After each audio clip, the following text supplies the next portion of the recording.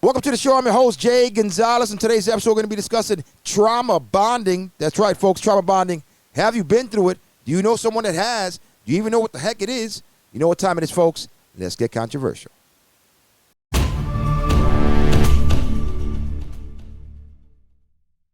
Welcome back to the show. And this topic is coming from Gregory from Naperville, Illinois.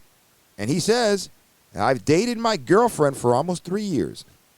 And to be honest, I'm miserable. The only reason why I stay is because we've been through a lot.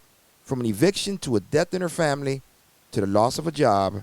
Like I said, we've been through a lot. And I feel bad leaving. Any idea what to call this? Or why it's so hard to move on? First off, Gregory, I do appreciate you submitting the topic to the show. And let's go ahead and kick it off, folks. Now, here's the thing. I know exactly what to call this. What you're going through is what's known as trauma bonding, which by definition is a dysfunctional attachment that occurs in the presence of danger, shame, or exploitation. This usually happens to couples that go through trauma together. Anything from a miscarriage to a death in the family. Maybe her mother, maybe her father, maybe his mother, maybe his father. Who knows? Maybe he goes to jail. It can be numerous things. Now, what happens is that he or she both feel like, you know what, we've been through hell and back. It could only get better, or at least they think. And they also find themselves asking, what kind of a person would I be if I left? If I left him?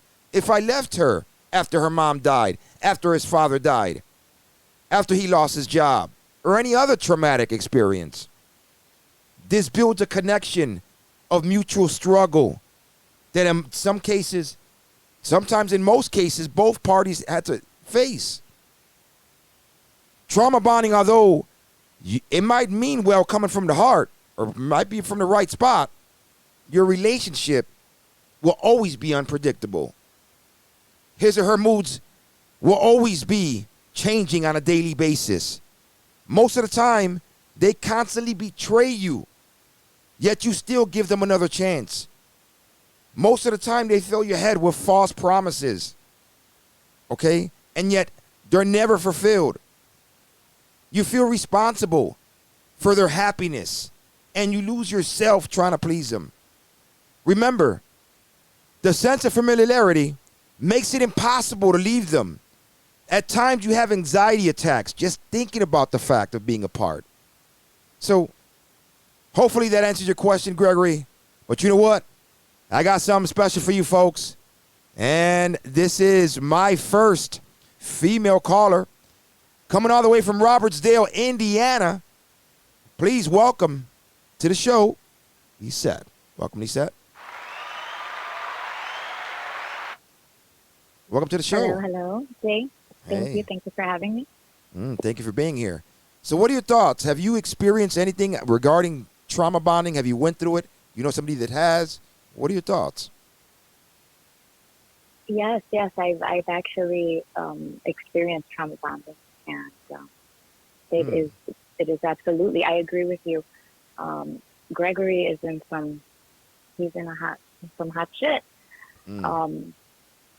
How do you break such a pattern? Is the question really? Like, well, how do you get out of that pattern? Again, in my opinion, to break from the pattern, you got to say to yourself that I cannot be responsible for this person's happiness.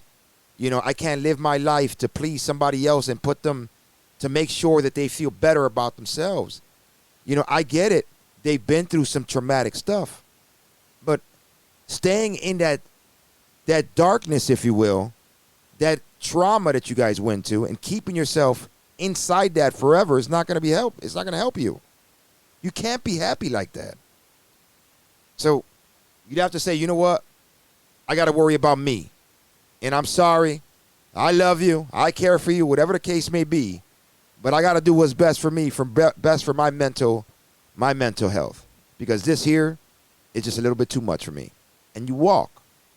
Yeah, I agree. Run in some cases. So how did you end up leaving? How did you end up leaving? You don't. It's a constant back and forth and come and go and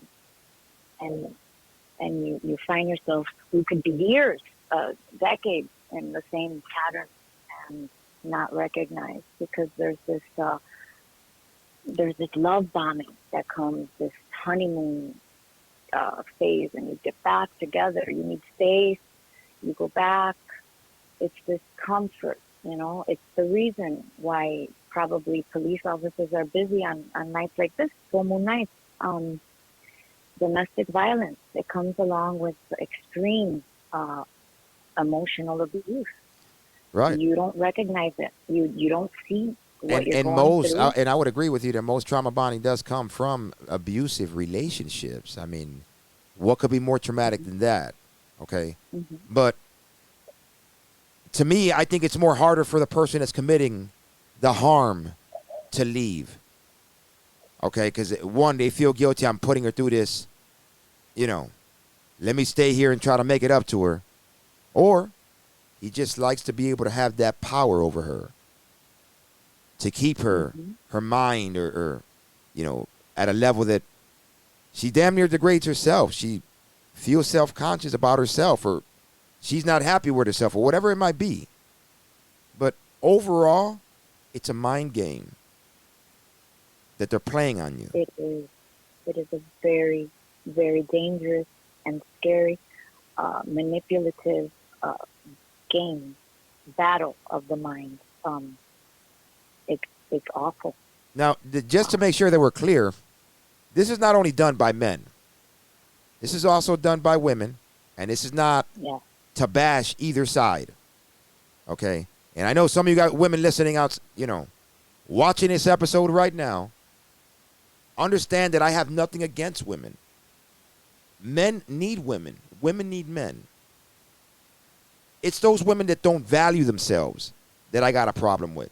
Those women that live their life to scam men, to use them, to degrade them. Those are the ones I got a problem with. But the good women, I love all you. So, are you dating now? Are you with this gentleman right now? Or you? I know you said back and forth. Yes, this was past tense. I am very much a single, what would you call it, in between, a hybrid, per se, traditional, modern. So what would you say? What would you say you've learned out of that situation, dealing with a person that kept you in a trauma bond? What did you learn that you can share, for example, to Gregory, to get out, or to the women listening? That you have to get out. You definitely, Gregory, you have to get out. There's nothing else that you can. It's heartbreaking. It is it is an attachment that is very dysfunctional, and it's not going to get better. And first, you need space, and perhaps lots of therapy. Both partners, in order to recover from something like that, would need to have their own therapist. Well, here's the thing: if you're gonna do couples therapy to try to make the relationship work, but if you split up with him, you worry about your therapy. Who gives a crap what he goes through? Because your intention is not to go back. Because if the therapy works for you, if your intentions are to fix it, if your intentions are to give yourself some time, and indeed you're in love on both parts, then I would say couples therapy is not going to cut it. You need to have individual therapy. Both need to be on the same page and attempt there. If he hasn't tried this, it would be worth the try if he knows she loves him and if he truly loves her. A lot of this as well is caused by feminine men. And I hate to say it, guys. I know I got a lot of male subscribers. And the majority are males. But feminine men let things they can't control bother them. Okay? That's the thing, no offensely said, women do. We should not focus and be, oh my God, on things you cannot control.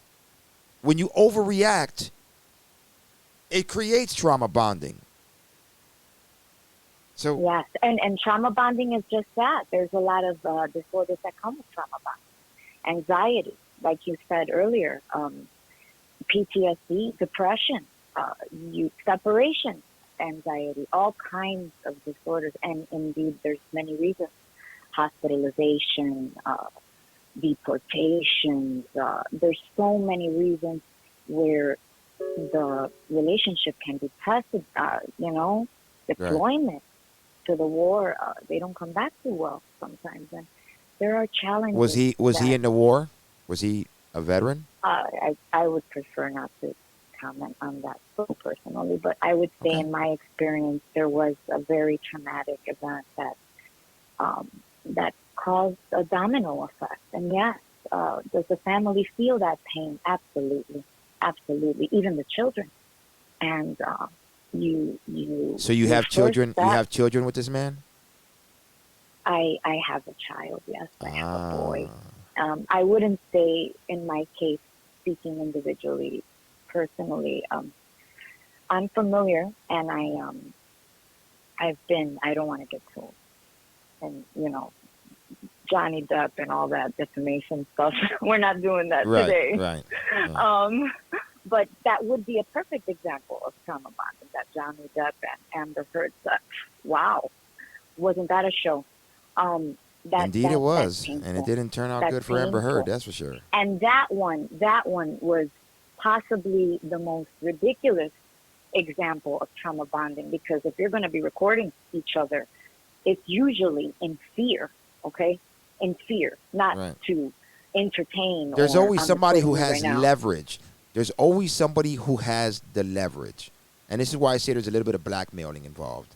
So in Johnny Depp's case, she had the leverage because women are majority believed when it comes to domestic violence excuses. Any cop that's going to show up at the scene, he hit me, look at the scratch on my face. We don't even need to talk to the guy to find out what happened. We're going to be putting him in cuffs most of the time. And we'll discuss it when we get to the station. So That's funny. the fact that he recorded it to prove his side, smart man. Smart man. So Well, I think that a lot happened before he recorded. I'm going to disagree with you on that. He's a smart man, but a little bit, if anyone could have ran, it could have been him a long time ago too. So we get stuck in these wait a minute. patterns. You're not trying to insinuate that Johnny Depp was not the victim in this entire trial, right?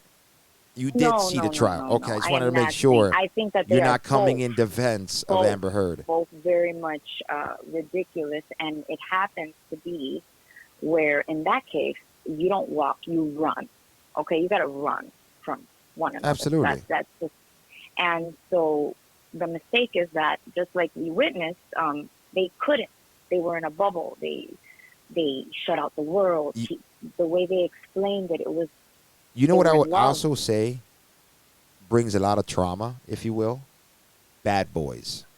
And you women love bad boys, okay? Boys bring all the trauma at times. The trauma of, oh my God, he got locked up for drug dealing. Oh my goodness, he got shot for gangbanging. Okay? No, Oh my do you God, he think got we caught. Like that? He got caught for drag We don't racing. like that. Women don't like that. Women Well, don't maybe like not. that. I'm not sure how old you are. We just end up with the broken boy.